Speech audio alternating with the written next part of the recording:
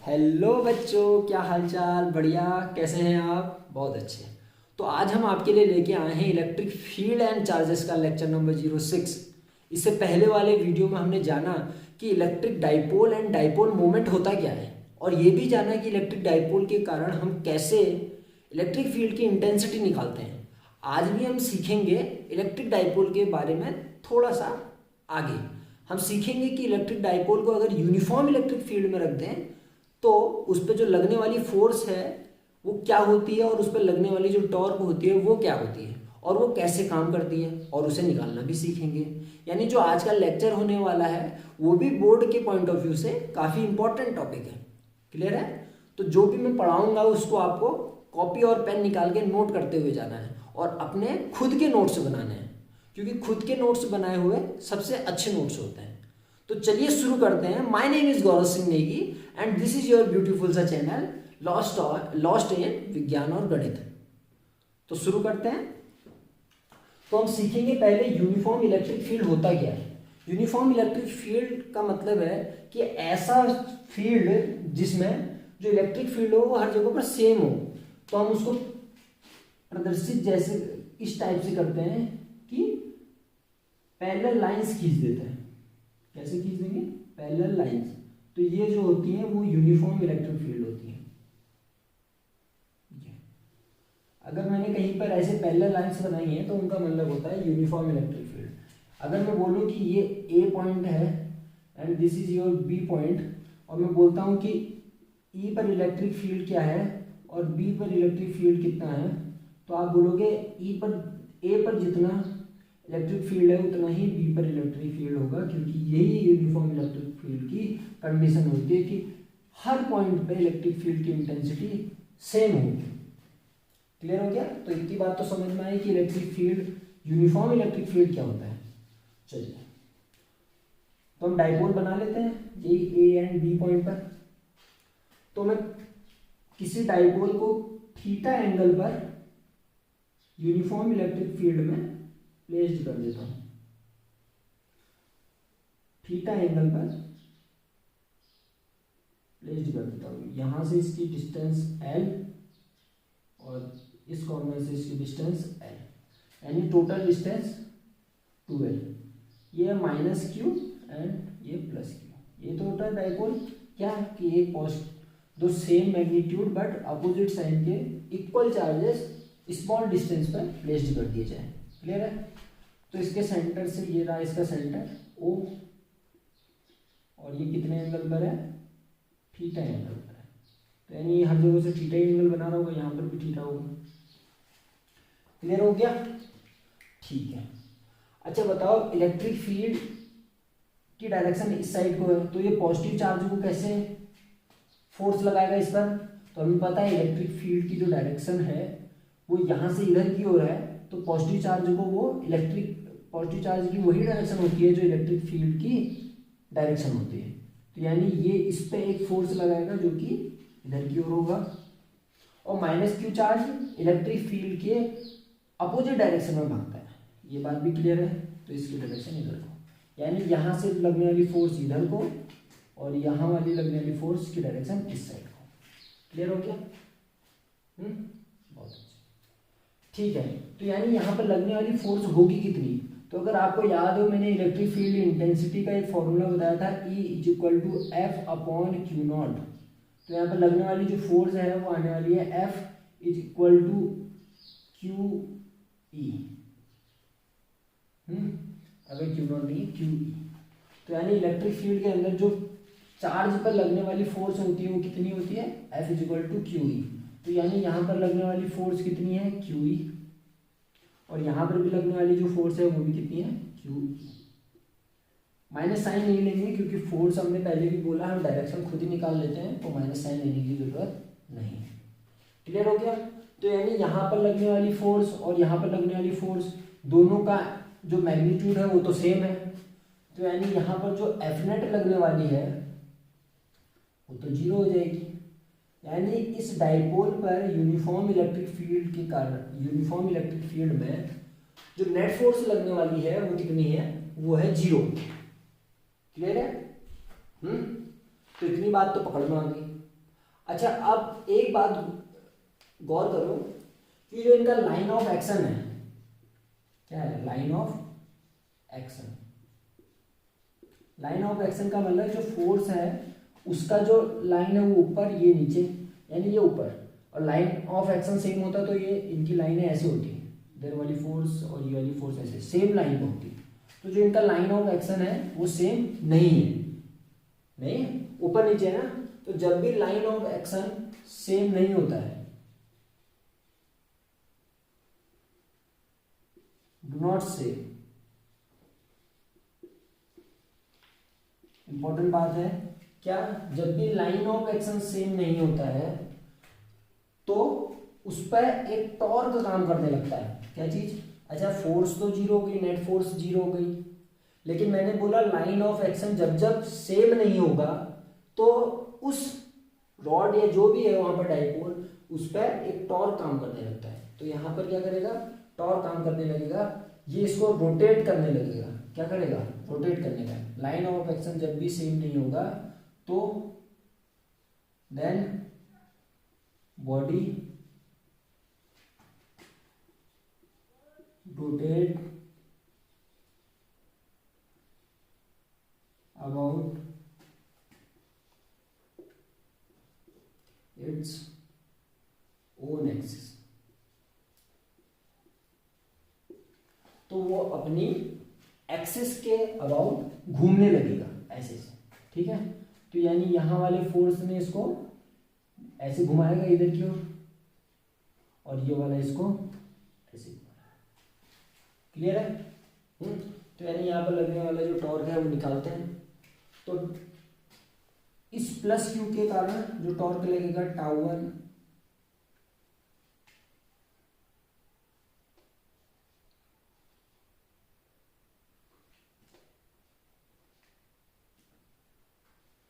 Torque due to plus Q charge, plus Q charge के कारण जो टॉर्क लगने वाला है tau one is equal to क्या हो जाएगा। अगर आपको टॉर्क का फॉर्मूला पता हो वो होता था torque is equal to force into perpendicular distance, perpendicular distance होती थी, ठीक है। तो यानी फोर्स है Q E and perpendicular distance, perpendicular distance जो हम परपेंडिकुलर डिस्टेंस लेते थे वो होती है डिस्टेंस बिटवीन, ये सब 12th 11th का है, distance between force and axis of rotation.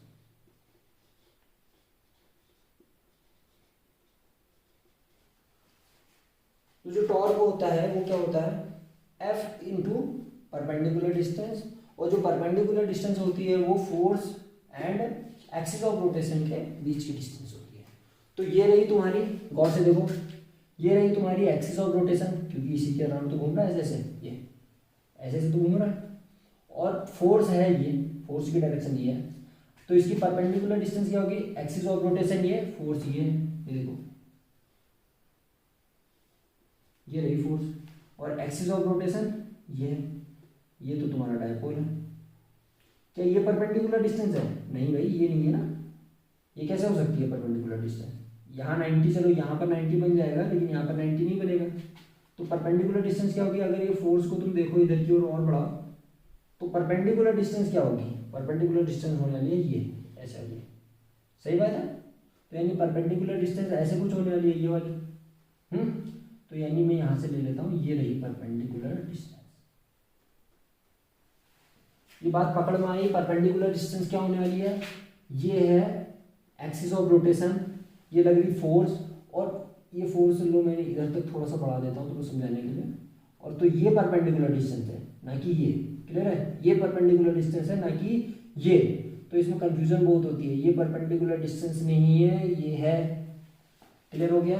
तो यानी ये है, तो इसकी लेंथ होगी वो कितनी होगी, अच्छा ये एल, ये थीटा के साथ वाला एल कॉस थीटा, थीटा के जो साथ नहीं होता है वो है एल साइन थीटा। तो यहाँ पर पुट कर दो into L sine theta first equation. फिर से निकालते हैं टॉर्क माइनस क्यू चार्ज के कारण, torque due to minus Q charge, minus Q charge के कारण टॉर्क निकालना सीख रहा है। तो माइनस क्यू के कारण जो टॉर्क निकालेंगे टाउ टू, ये नीचे नीचे दिख रहा है टाउ टू, जब देख लो नीचे बहुत अच्छे दिखाई दे रहा है। तो tau two is equal to क्या होगा, tau two is equal to भी होगा फोर्स इनटू परपेंडिकुलर डिस्टेंस।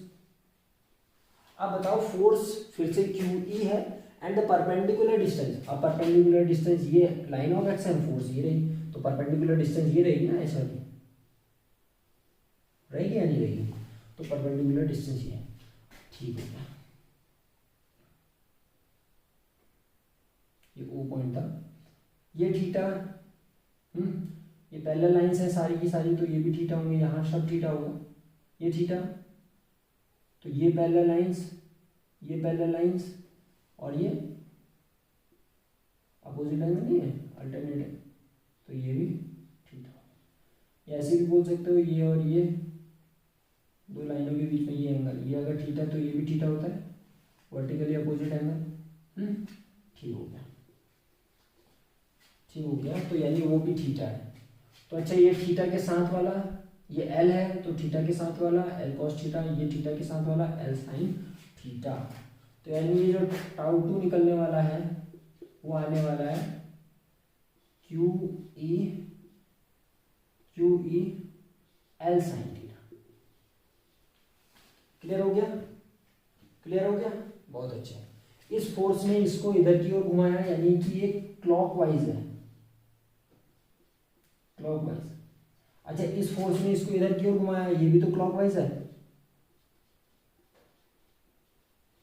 इसलिए बता रहा हूं क्योंकि ये दोनों फोर्स ऐड होने वाली थी। अगर एक क्लॉकवाइज होता और एक एंटी क्लॉकवाइज होता तो एक दूसरे को कैंसिल कर देते हो। तो यानी ये जो टॉर्क होने वाला है वो ऐड होने वाला है, तो यानी net torque is equal to tau one plus tau two. तो वैल्यू पुट करो, तो ये Q E sine theta, L भी है, Q E L sine theta plus Q E L sine theta. तो दो Q E L sine theta यानी हो जाएगा two Q E L sine theta. अच्छा, टू क्यू और एल, टू क्यू एल कभी पढ़ा है? हाँ, ये होता है डाइपोल मोमेंट, पिछले वाले लेक्चर में हमने पढ़ा था। तो डाइपोल मोमेंट P इंटू ई साइन थीटा, सही बात है। तो थीटा क्या है? Theta is the angle between electric field, ये इलेक्ट्रिक फील्ड था, यूनिफॉर्म इलेक्ट्रिक फील्ड, तो theta is the angle between electric field and minus Q से प्लस क्यू की ओर किसकी डायरेक्शन होती है?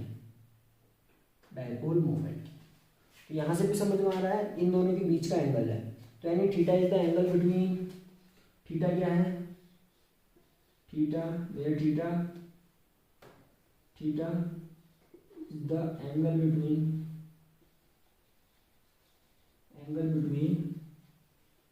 Electric field and dipole moment, यानी electric field and dipole moment के बीच का एंगल है। ठीक है, ठीक हो गया। अच्छा, हमें ये भी पता है कि टॉर्क क्या है? एक वेक्टर क्वांटिटी होती है, यानी इसकी डायरेक्शन भी होती है। तो वो तो हमने देख लिया, टॉर्क की डायरेक्शन कैसी है? क्लॉकवाइज, टॉर्क की डायरेक्शन क्लॉकवाइज। अच्छा ठीक है, अगर मैं बोलूँ कि इसको वेक्टर फॉर्म में लिखो तो क्या लिख पाओगे? तो टाउ नेट को लिखना है वेक्टर फॉर्म में, इज इक्वल टू, या तो ये होगा P क्रॉस E, क्योंकि क्रॉस प्रोडक्ट ही होगा ना, तभी तो साइन थीटा है, या तो E क्रॉस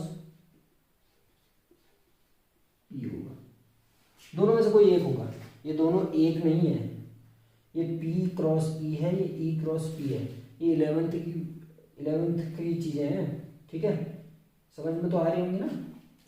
नहीं आ रही है तो वेक्टर फिर से पढ़ना पड़ेगा। क्या? P क्रॉस E लिख सकते हो या तो E क्रॉस P, क्योंकि ये क्या हो जाएगा पी ई साइन थीटा, ये क्या होगा ई पी साइन थीटा, क्योंकि ये प्रोडक्ट है, इसको तो आगे पीछे लिख सकते हो।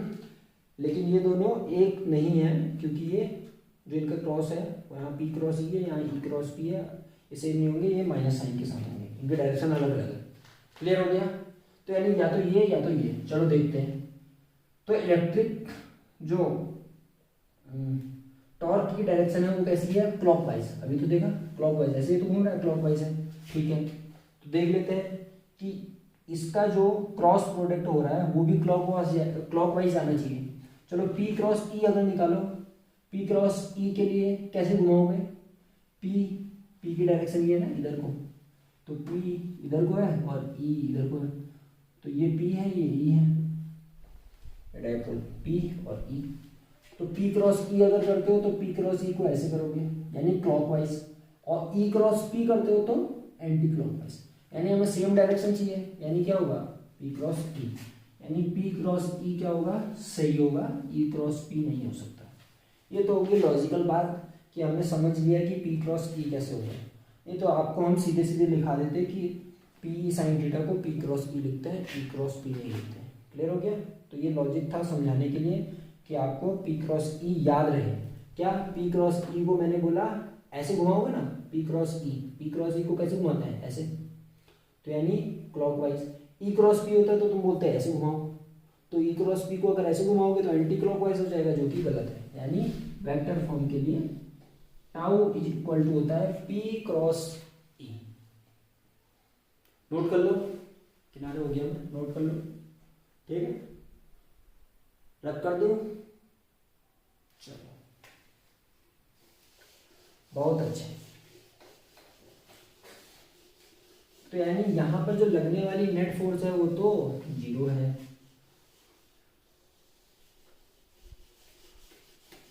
तो यानी हमारे पास जो टॉर्क का फॉर्मूला आया वो आया tau is equal to P cross E, या पी ई साइन थीटा, सही है, या तो पी ई साइन थीटा। चलो देख लेते हैं टॉर्क कब कब मैक्सिमम होगा। अच्छा बताओ टॉर्क कब कब मैक्सिमम होगा फॉर टाउ इज मैक्सिमम, जब थीटा मैक्सिमम हो। तो थीटा कब मैक्सिमम होगा, तो थीटा तब मैक्सिमम होगा जब थीटा 90 पर हो या 270 पर, 270 पर भी हो सकता है, या तो ऐसे हो जाए 90 या इसको पूरा घुमा के 270। साइन थीटा की वैल्यू 1 कब कब होती है, मैक्सिमम वैल्यू 1 होती है, या तो 90 या तो 270 है। ठीक हो गया, तो टाउ मैक्स हो जाएगा, वो भी कितना होगा, tau max is equal to P. Clear हो गया? ठीक। फॉर मिनिमम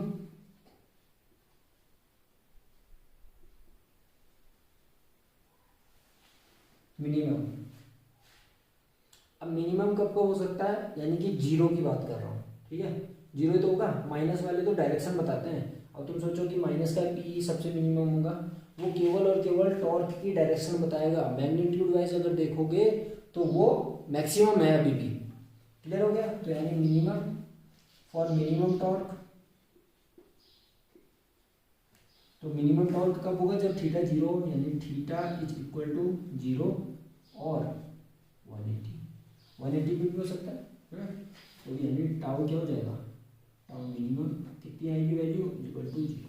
क्लियर हो गया? यानी टॉर्क 0 भी हो सकता है कब कब, जब जो रॉड तुम्हारी डाइपोल है वो कैसा हो, उसके बीच में एंगल 0 बन रहा हो। किसके किसके बीच में, electric field and dipole moment के बीच में, या 180 बन रहा हो। और मैक्सिमम कब होगा, जब वो परपेंडिकुलर होंगे, यानी ये जो डाइपोल है वो जब परपेंडिकुलर हो जाएगा तब जो तुम्हारा टॉर्क है वो मैक्सिमम लगेगा। और जब उस पर लगने वाली जो टॉर्क वाली फोर्स है वो 0 तब होगी जब इसके बीच में एंगल बनने वाला थीटा हो जाए, यानी ऐसे हो जाए। तो अगर ये सीधा हो जाएगा ऐसे, तो लाइन ऑफ एक्शन सेम हो जाएगा। देखना, ये फोर्स और ये फोर्स, क्यों, माइनस वाला इधर को धक्का मारेगा, प्लस वाला इधर को, है। तो यानी जो लाइन ऑफ एक्शन है वो सेम हो गया। इसीलिए मैं बोल रहा था कि लाइन ऑफ एक्शन जब जब सेम हो जाएगा तो लगने वाली जो नेट फोर्स है वो जीरो होगी। क्लियर हो गया? यहाँ पर क्लियर हुआ? बहुत अच्छे। अब किसी के दिमाग में आ सकता है कि हम इसको इधर को भी तो घुमा सकते हैं, ये माइनस क्यू है और ये प्लस क्यू है, हम यहाँ प्लस क्यू ले सकते हैं, यहाँ पर माइनस क्यू ले सकते हैं। हाँ ले सकते हो, कोई दिक्कत नहीं है। यहाँ पर प्लस क्यू ले लोगे, यहाँ पर माइनस क्यू ले लोगे, कोई दिक्कत नहीं। अगर तुम बोलते हो कि मैं यहाँ ये जो डाइपोल है आपने ऊपर क्यों लिया प्लस क्यू और वहाँ माइनस क्यू लिया, वो भी देख लो। माइनस क्यू और अगर मैं प्लस क्यू यहाँ ले लेता हूँ, इलेक्ट्रिक फील्ड है सब। क्लियर हो गया? तो होगा क्या, माइनस क्यू इलेक्ट्रिक फील्ड के अपोजिट डायरेक्शन में, लगने वाली फोर्स इधर, प्लस क्यू इस डायरेक्शन में। तो होगा क्या, फिर से देखो, ये इसको ऐसे घुमाएगा, घूम रहा है, एंटी क्लॉकवाइज घूम के फिर से वहां पर आ जाएगा, एंटी क्लॉकवाइज घूम के फिर से यहीं पर आ जाएगा। ठीक है।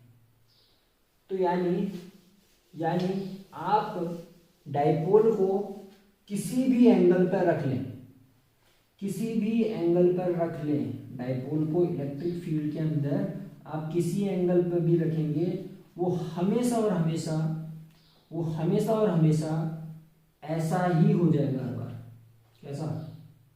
इलेक्ट्रिक फील्ड की डायरेक्शन में हो जाएगा।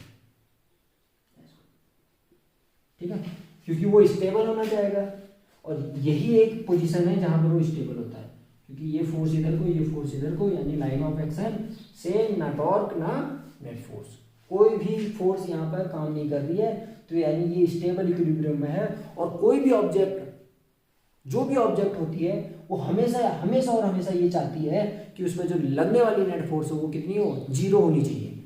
तो ठीक है, तो यानी आप हमेशा अगर डाइपोल को इलेक्ट्रिक फील्ड के अंदर कैसे भी रख लें, किसी एंगल पर भी रख लें, तो वो हमेशा एंगल जीरो ही बनाना चाहेगी और सख्त से वहीं पर आ जाएगी। और फिर क्या हो जाएगा, जो डाइपोल का है, डाइपोल और इलेक्ट्रिक फील्ड की सेम डायरेक्शन हो जाएगी, जिसके कारण वहाँ पर लगने वाली जो टॉर्क है वो जीरो हो जाएगा, यानी वो इक्विलिब्रियम पे है। तो यानी जब ये कंडीशन होगी तो वहाँ पर स्टेबल इक्विलिब्रियम आएगा। क्या आएगा? Stable equilibrium.